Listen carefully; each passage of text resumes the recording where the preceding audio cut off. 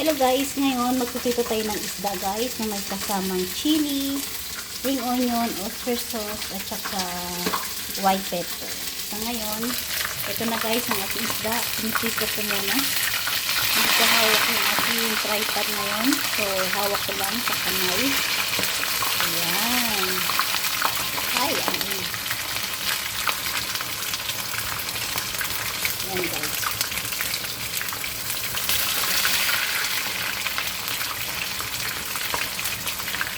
Guys, ang pagprito ng ating isda. Dito muna tayo guys. Tapos maya konti pakita ko sa inyo kung paano ako gigisahin ko yung isda na may kasamang oyster sauce and bell pepper. Ayan. Ayun ating sabaw naman. Nag-umpisa na. At yung ating baboy. Ito na din. Nag-umpisa na din. So, ganoon guys. Tatlong putahe lang lulutuin muna natin. So, ganun lang guys, mamaya konti pakitaksin ko muna yung isda guys. Ito na guys, katatapos ko lang guys na magprito yung isda. Ayan, ito yung isda. Ayan, ito yung isda. Ayan, gagawa tayo guys ng sauce ngayon. So, ngayon, yung nagamit ko na oil, ito yung naprito kong oil guys, gagamitin natin kasi huwag natin sayangin ba. Ayan, yan yung naprito ko isda. Ayan. So, mag-umpisa na tayo guys na magprito yung ating ang ating ano to guys, ang ating ginger. Ayan. Gawa lang tayo ng sauce guys. Ayan, ito na yung sauce guys na sliced fish. May hutyaw ba ako? Ayan, meron pa ako yung wine. Ito yung ating wine guys. Wine. Hotyaw chew. Ayan. Kita nyo guys. Yan ang gamit ko guys pagdating sa aking mga chicken, sa aking mga fish. So ngayon, tutuin ko muna yung ginger. Tutuin ko muna siya ng guys, brown konti. Pagkatapos, huwag natin kalimutan lagyan ng ating spring onion. Yan. Yung spring onion guys. Ito na yung ano ba tawag doon? Maglalagay tayo ng toppings inside. So, yan. Yan, okay na guys. So, ngayon maglalagay na tayo ng tubig kasi gagawin tayo ng sauce. Yan. Hanggang ganito guys yung tubig.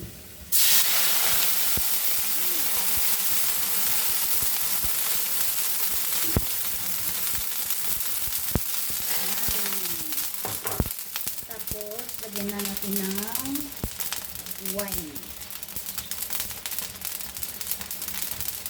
So, mga ganitong wines guys, okay na siya. Ito yung wine.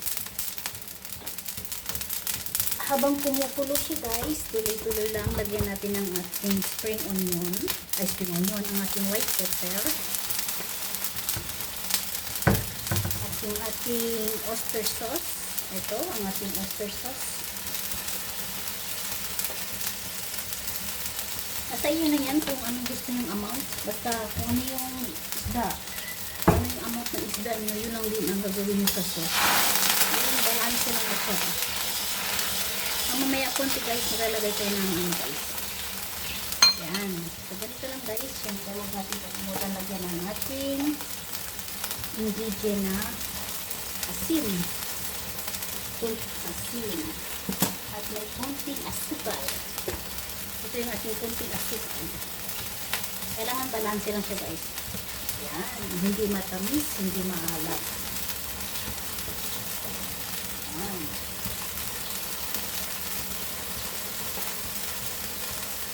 At ilalagay na natin guys yung ating bell pepper. Yan.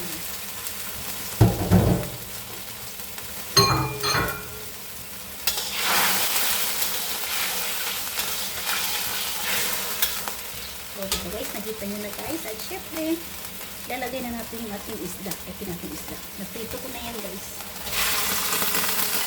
Namarinate ko na yan. Ilagay ko na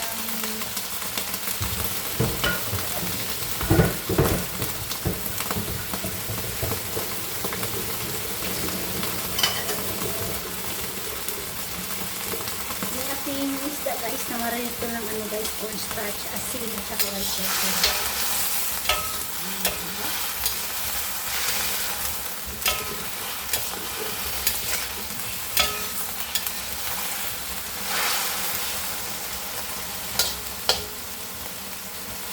Maya-maya po, tilagyan natin spring onion. Hindi ko nalagay guys ng ano guys, natawag doon, malaking onion. Kasi tatlo lang kami kakain dyan eh.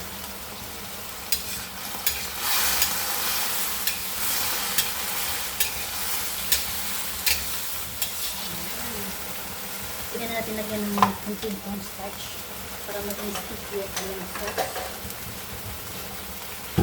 Kunti ng kunting cornstarch.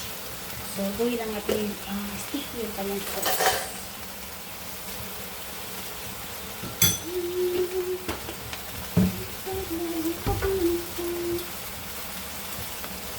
Ito lang guys, yung sauce. Cornstarch yan. Kunti lang. Maging sticky lang siya.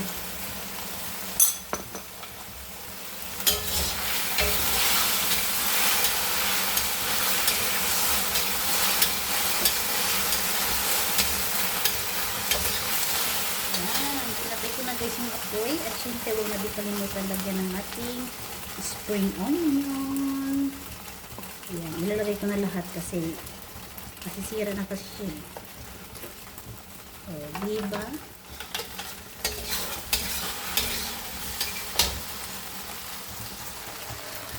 So, ganito lang guys ang ating fish.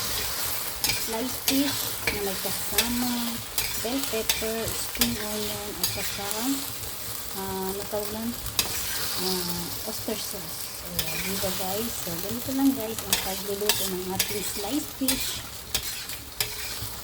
So, ngayon maglalagay ito sa plato. Ito na guys, ang pinakita ko sa inyo guys. O, diba? Ang ginawa ko muna guys, yung isda guys, na marinate ko muna sa asin at saka may kasamang cornstarch. At syempre, prituhin muna natin ng isa-isa. Pagkatapos yung prituhin, nakita nyo naman guys kung ano yung ginawa ko, yung sauce niya. So, oyster sauce, white pepper, at saka yung wine na ganun. Tapos, spring onion on top.